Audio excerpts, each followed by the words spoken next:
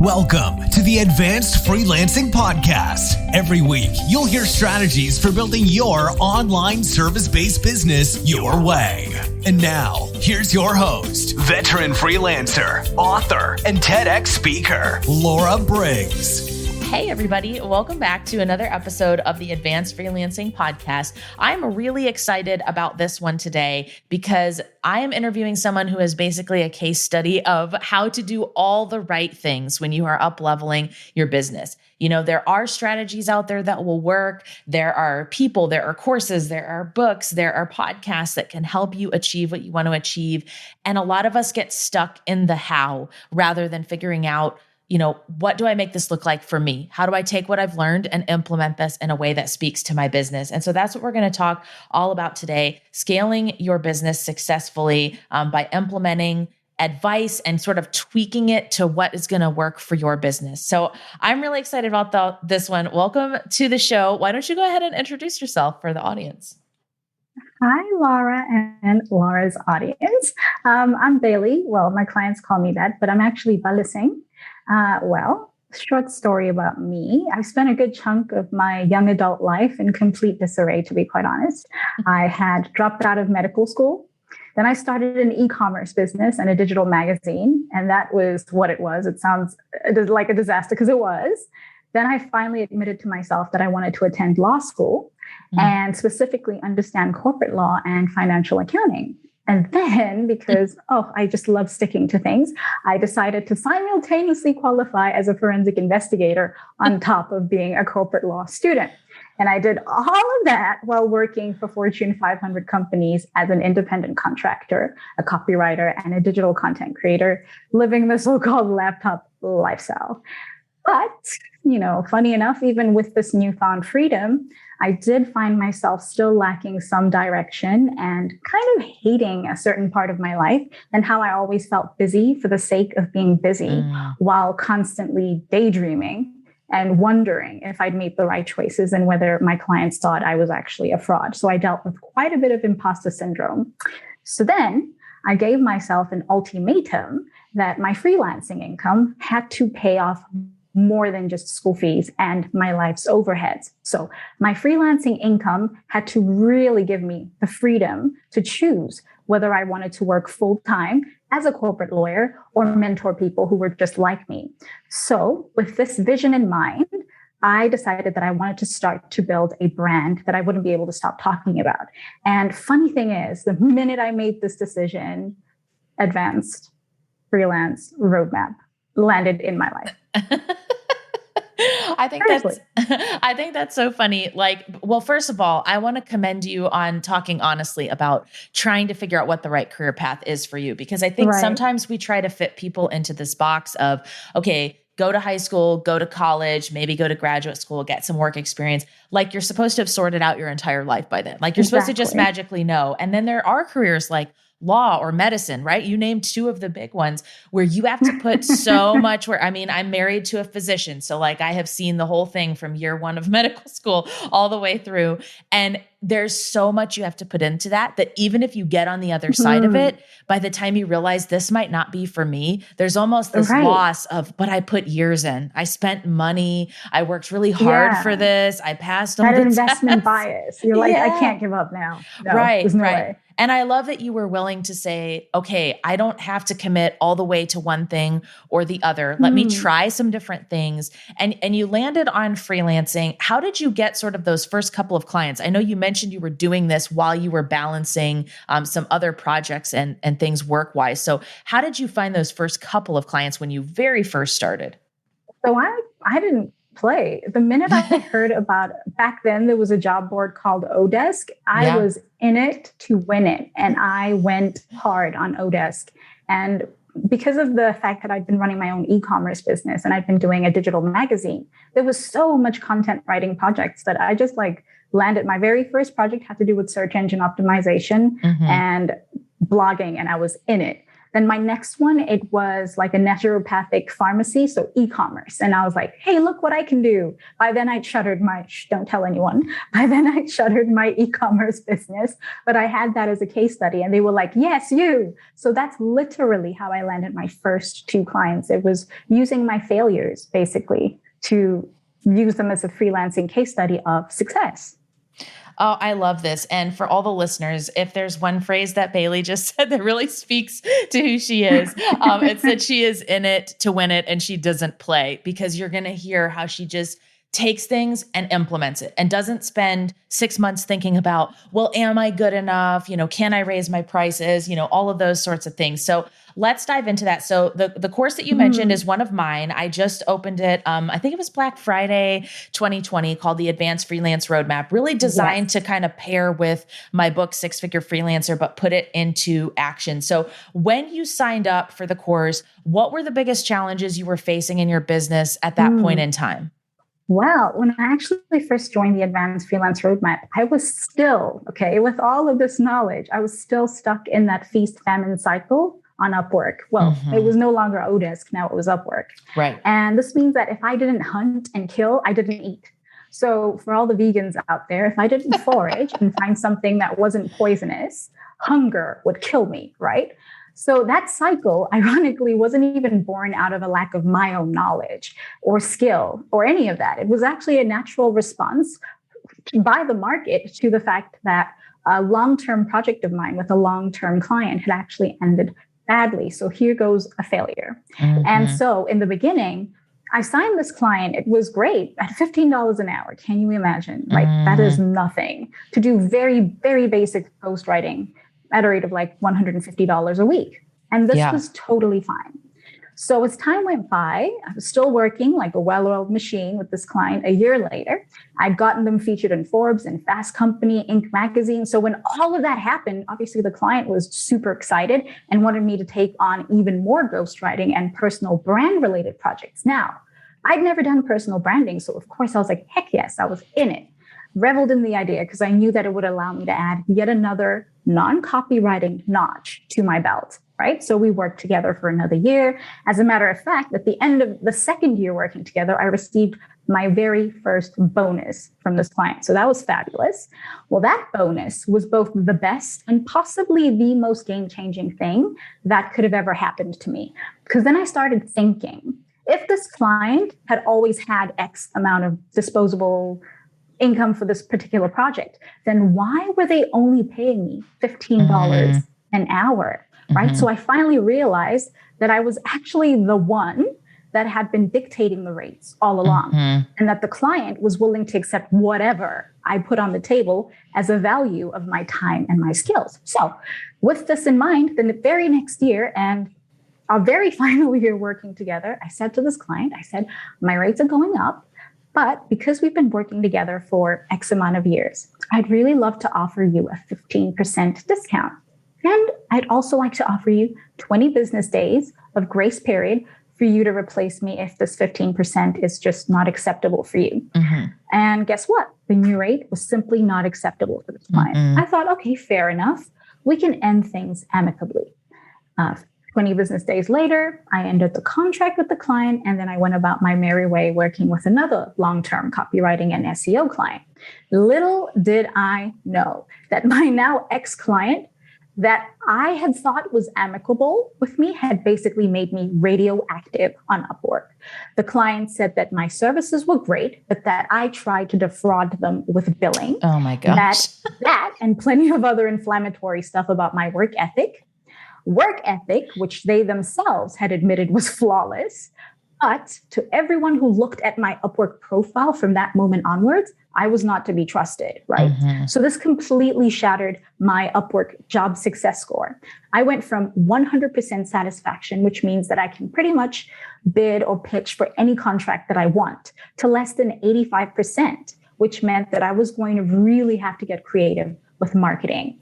And ironically, while all this was happening, that's when I became a 6-figure freelancer. And then, as the Google algorithm would have it, or I don't even know how it happened, I stumbled on the book 6-Figure Freelancer and I bought it on Amazon. So truth be told, the book was a recap of some of the basics for me. But there were certain parts that I just couldn't quite wrap my mind around and immediately apply. So then I Googled Laura Briggs because I had no idea what I was looking for. And I remember this day like it was yesterday. It was the 27th of December, 2020, and I was flat broke. And my lack of lead generation had finally caught up with me. And Upwork was no longer, of course, a viable source of clients with 85% job success score. So when I Googled that name, it was literally like Googling a prayer.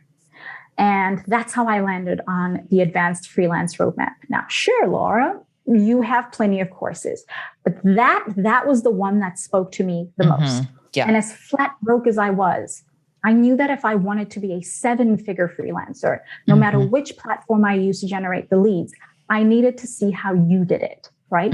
So the decision on that day, the 27th of December, 2020, I believe changed my life. Now, to be fair, I still needed to raise the funds in order to afford the course, but I made it my New Year's resolution. And I think we spoke about this. I said, by March, I have to be enrolled and doing whatever you told me to do.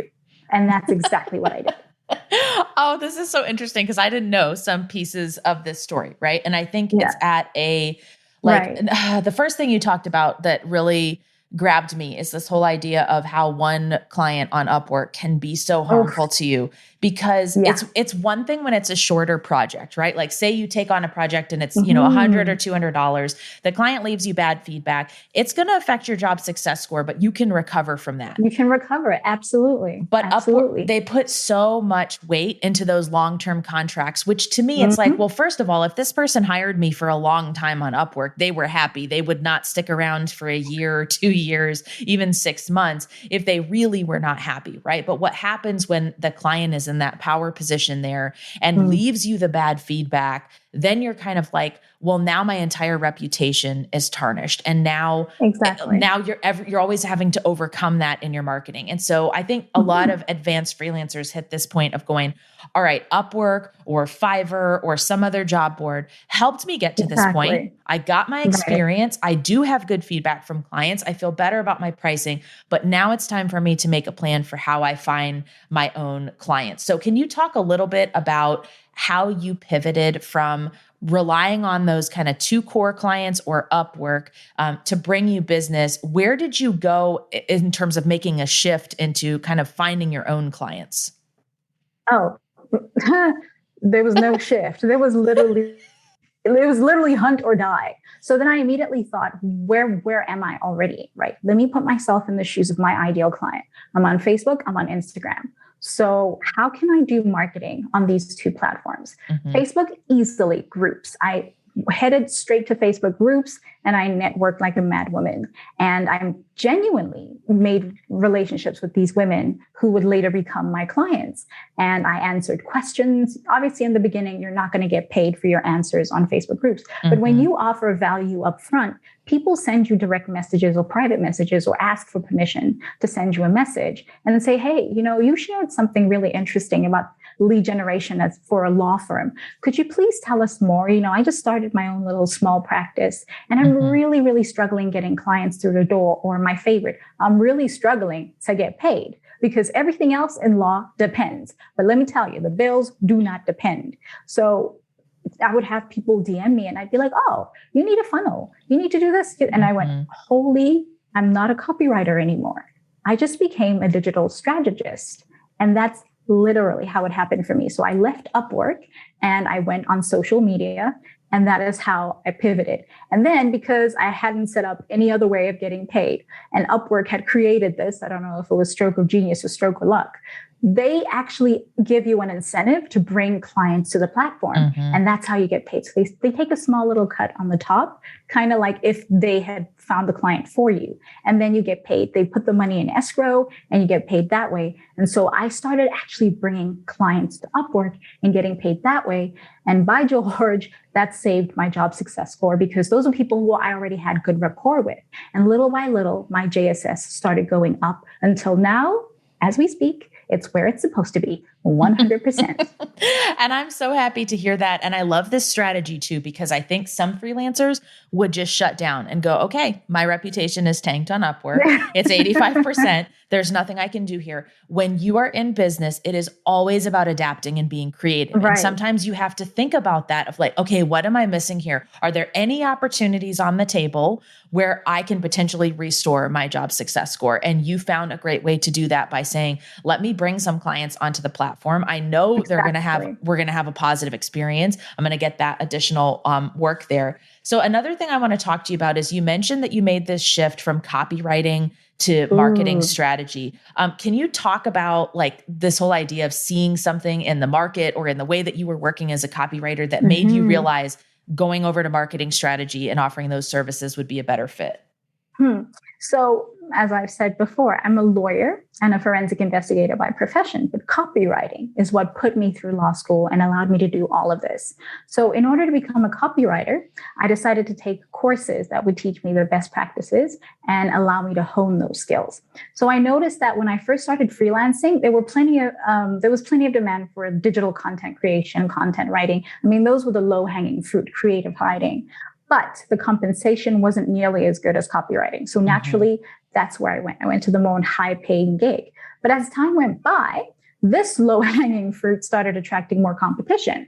Competition that was willing to accept as little as $5 an hour. Now, at that time, I was also part of the problem. And I'll admit that because I was only charging about $10 an hour. And that meant I was taking home about $8 an hour. I don't even want to get into the fact that I was charging for my time and not for my skill set, which was also another mistake that I was making. So after reading your book, Six Figure Freelancer, and also realizing that copywriting couldn't possibly encompass all my skills, I did a major rebrand. So I realized that because I could do social media marketing, I mean, I'd saved my JSS score purely through social media, YouTube optimization, and on YouTube, I could demonstrate results to clients within 24 hours. I could do legal content writing. I could do content about patent prosecution. I could create content for management consultants. So I realized that my line of work, my actual niche, was all about helping my clients get their ideal clients and get paid by their ideal clients. And so that's how I was finally able to make the pivot from simply copywriting, which, I mean, it's a skill that I'm going to use in all of my projects, to digital strategy for brands, for entrepreneurs, for coaches, for law firms. And I think my major differentiator, not to toot my own horn, is that I understand how the average law firm's lead funnel works and where it's broken. So whenever I see a SPOF or a system point of failure, I will create this value-packed cold outreach as a video, and then I will send it to the prospective client. And if they like what they see, then they'll respond back and ask me how we can work together. So I did this aggressively for the whole month of January and February. And by March, my birthday month, I made my very first 10K month just by simply using this strategy. Yeah. And this strategy is, we've talked about it in coaching sessions. You've also made a video like this for me that I have now reviewed, auditing my one of my own social media channels. And I think that this is such a unique approach. And it's one that a lot of freelancers really struggle with because we want to show the value and we also want clients to respect our boundaries. So how do you walk the line? Because essentially these audits are free or what the videos that you're sending to people are free, but you do protect your boundaries really well. So it's not like you're just putting in hours and hours and then the person doesn't hire you. Sometimes that does happen, right? But that's true with pitching in any way. So how do you walk that line between giving away awesome free information and protecting your boundaries to kind of move this relationship closer to being one of client and freelancer? Right. So I don't know if it's because I'm South African or I don't know, but I have a rule. If you have a diamond mine, share the pave. So pave, when you cut diamonds, it's that little diamond dust that gets left behind. So most people create jewelry out of that pave. Share it. Most people aren't willing to give away a piece of a diamond. So giving away a valuable piece of the puzzle doesn't actually cause me to lose out. It demonstrates to clients that, oh, whoa, there's plenty more of diamonds from where that came from. And another thing that I learned on my journey was how to differentiate from free content and paid content. So free content will give you the what's, you'll get the when's, and you'll get the why's. But paid content will show you how. So in all my audits, and maybe you can even attest to this, in all my marketing outreach, I take a look at what is going wrong. Then I take a look at when things should have been changed, or when things should change after implementing a few tweaks. And then I explain why the client would want to do this. And then I'll also give them a sneak peek into what it looks like when it's done correctly, or why their competitors did well in a certain instance. Then the how is what they pay for. So I say, don't be afraid to give away pave. Give them the old razzle dazzle. Oh, and also like create a sense of urgency, of course. So I let every single prospective client of mine know that their audit will only be available for a specific sort of time. So it's not going to be available forever. There's a 5-day expiration on each of them. So while I do give away a lot of value, it's still my intellectual property and I intend on keeping it. And even after 5 days have passed, and even if the client chooses not to work with me, I still have that for future reference. Right. Yeah. And so you're not even, this isn't some complicated, like high tech, you need to be paying for fancy software and, doing things with timers and all. Like this is done with a Loom video that has you on the screen. You're doing the audit, like you're in the corner and then you're doing the audit with a beautifully branded, like, I'm assuming you made that as like a PowerPoint presentation or something on Canva, and you slot in information that's relevant to your client, but it's a template that you use over and over again. So it's an easy system. It's using Loom, right? Which tells you when the video is viewed. People can leave comments on it. They can even record a comment in response to you. And it expires, right? So there is a value of someone could watch that video and probably get a couple of takeaways. And that's in fact where you, I love how you close in the video, because you basically talk about, hey, you have a couple of options here. Like you can take what I've taught you in this video and I want you to go implement it, because I want you to know that what I'm telling you is real. I'm giving you tips and strategies that will work. And I want you to feel confident in that. So you're essentially giving them away, like you're giving that little bit of information that will show them that you're the expert, but you've applied urgency to it. And then you've already sort of built like a really compelling foundation for a relationship there. So let's talk a little bit. Can you share how you have, how this has worked out for you, right? Like how has this strategy, obviously it's worked out very well because you're booked, like you've landed lots of great clients from this. But how has that kind of played out in reality as far as you're taking someone who's essentially getting a cold pitch over video and has a specific amount of time to watch it? What does that look like as far as your next steps in that relationship? So I've designed what I call my workflow for this client. So once they've responded to this, usually as a comment, or some of them will say, if I'm reaching out outside of Upwork, they will say, how do I get a hold of you, whatever. Then I will send them a Calendly link. And then when we have our conversation on Zoom, I will introduce them to my workflow, and then I will send them a link to my welcome packet, and then they will see exactly how the things are supposed to happen next. So next, maybe they can pick and choose the services that they want to opt into, and then I can create a really well-rounded proposal around what they need, their deadlines, their budget, and then we can start. I will go back again and just be like, just to be clear, this is what you want, right? And then we can start working together. So I think my workflow and my welcome packet and the fact that everything is automated, like it's a Calendly link that generates a Zoom link. It's also automated. It makes it so much easier for myself and for the client, regardless of our time zones. Yeah. And the systems aspect of this is so important for someone who is scaling their freelance business. Automate what you can, create resources that you can duplicate and reuse, like the template that you have.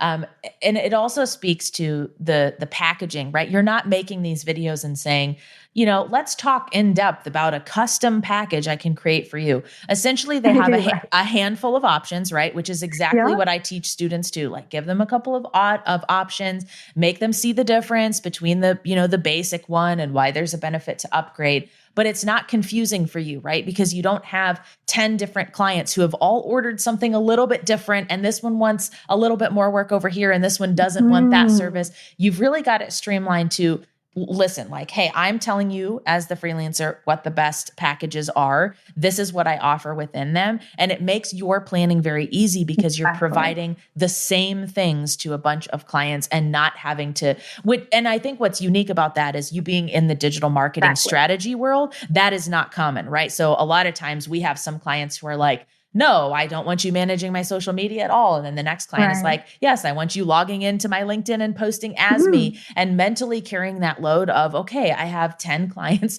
They all want something different. They all have different processes and procedures. You have found a way to make it work for you where it isn't overwhelming like that. And so I think that that's really smart. You mentioned your welcome packet. Let's talk a little bit about that welcome packet. What sort of heavy lifting does it do for you? Okay, so the welcome packet is actually something I use to thank the client for accepting a call with me and for wanting to get to know me and what I can do for them better.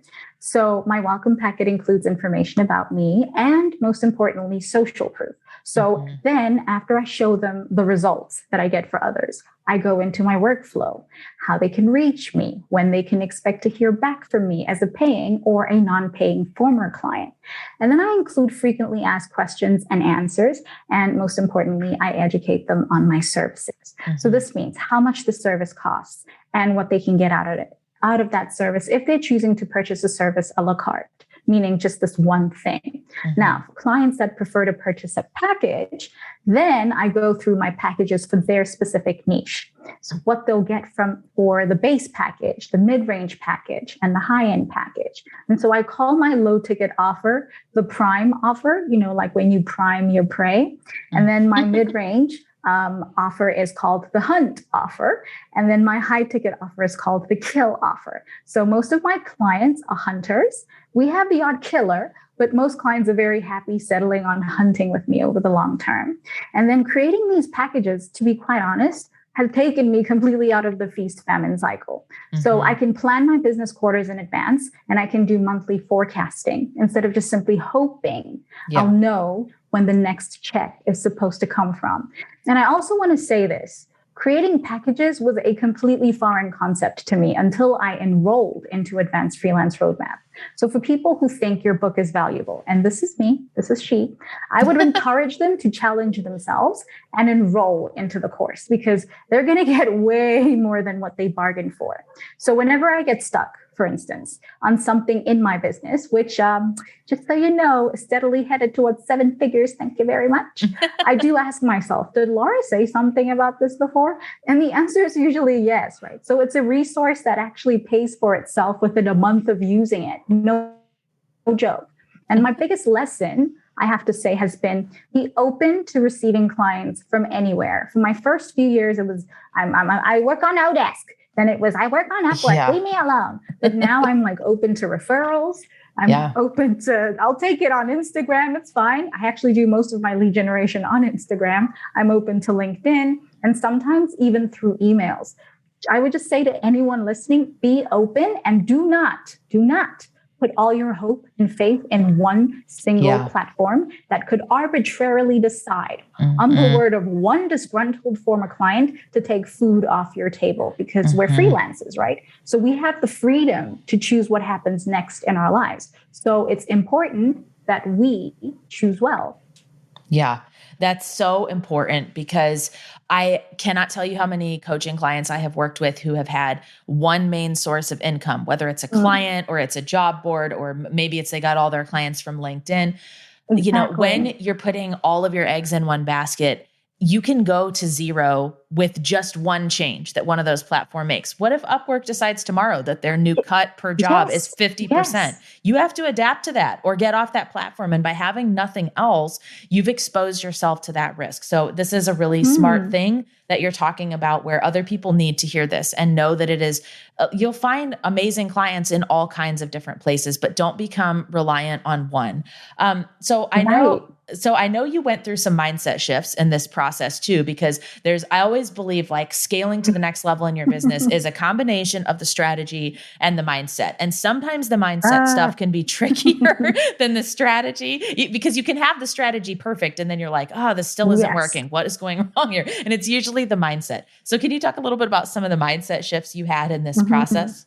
it always goes back to that $15 an hour project. So even though that one ended badly, that was the moment of reckoning for me, because that's when I realized that clients don't care how much you charge, just that you can get the job done and you can get the job done well. And if you're able to create a system that can replicate this job well done over and over again, then you'll be swimming in referrals and you can finally streamline your marketing. So creating systems that replicate good work also means that when your freelancing coach says, do more marketing, and I'm not just talking about Upwork, you can put your boots on and hit the ground running, right? Another mindset shift I had to make was to realize that where I live is of no consequence to the clients. It's actually a benefit to me. So now my little motto is, life is grand when you're getting paid in dollars and living on the South African rand, right? I pay my taxes in rands. I pay my overheads in rands. I do everything except for pay my assistant in rands. And so I'm able to live very well in spite of my geographic location. And another shift, because there's many shifts, it's like a car, I had to make was thinking that I had to work 40 hours a week in order to live well. I have a law degree. I'm a certified forensic investigator. So all of this would not have been possible if I was working 40 hours a week and still taking care of my household chores and still taking care of my physical health and still taking care of my mental health. So I had to first take a chance and charge a fixed rate that terrified me, to be quite honest. And then a miraculous thing happened. The client accepted it. And then it dawned on me that the clients who are willing to pay for my skills and know-how and not for my time exist. And the highest compliment, to be quite honest, that I've ever received from a prospective client who is now a long-term client, when I highlighted during our walkthrough, when I gave them my welcome packet for their specific niche, was that my rate is my rate and I don't need to justify it. When they said that, I thought, yup, this is my ideal client. And so it's been every now and then I'll slip up and have a moment of imposter syndrome. And then I'm like, no, hold on a second.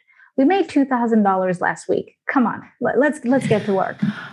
I think a lot of times we view the freelance market in a very US-centric way. And the truth is that you're living in South Africa, right? So your rates are probably considered quite high for a lot of freelancers who are in South Africa. And I'm sure that you confronted this mindset issue of, how do I claim quality over my rates and not have this be a race to the bottom or based on people's perceptions of hiring other freelancers in this market? Can you talk a little bit about how you dealt with that?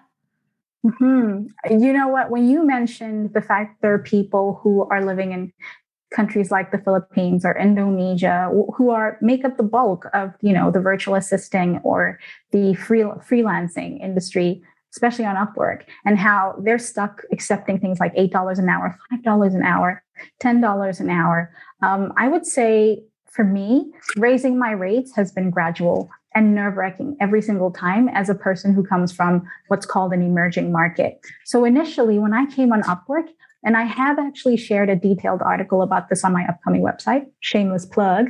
And I don't know whether I didn't know whether I was coming or going, right?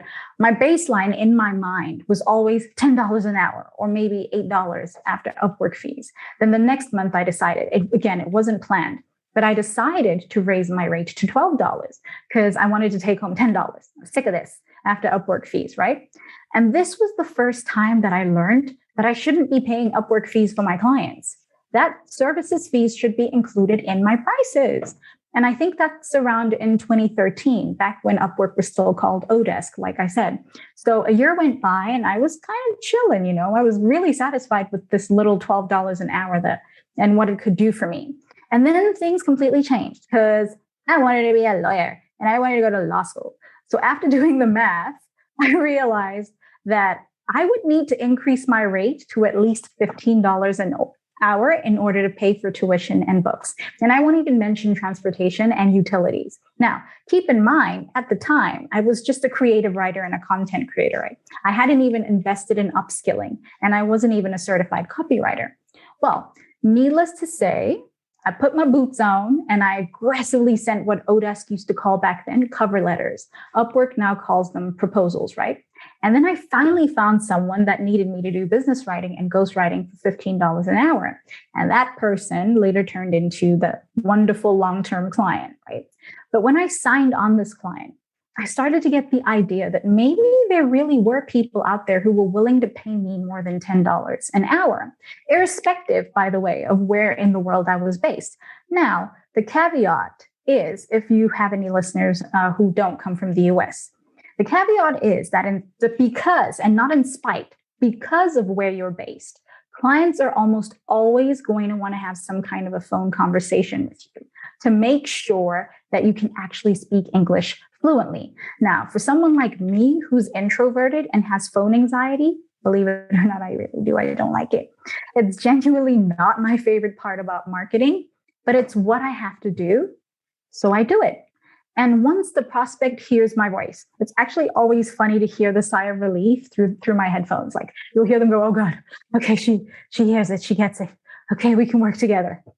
Thank you so much for sharing all of this amazing insight on the show. I think it's very helpful for other freelancers to see how you've built your business and really customized a lot of the principles in the Advanced Freelance Roadmap to be what you want your business to look like. So where can people go to learn a little more about you? Wow, actually, I'm building my website, but at the moment, your listeners can go to baleseng.co, which is BALESENG.co. And while they're waiting for my website to come up, they can grab a free copy of my workflow. This is the exact workflow that got me to my first 10K month, just for signing up. So that's BALESENG.co, baleseng.co. That's it.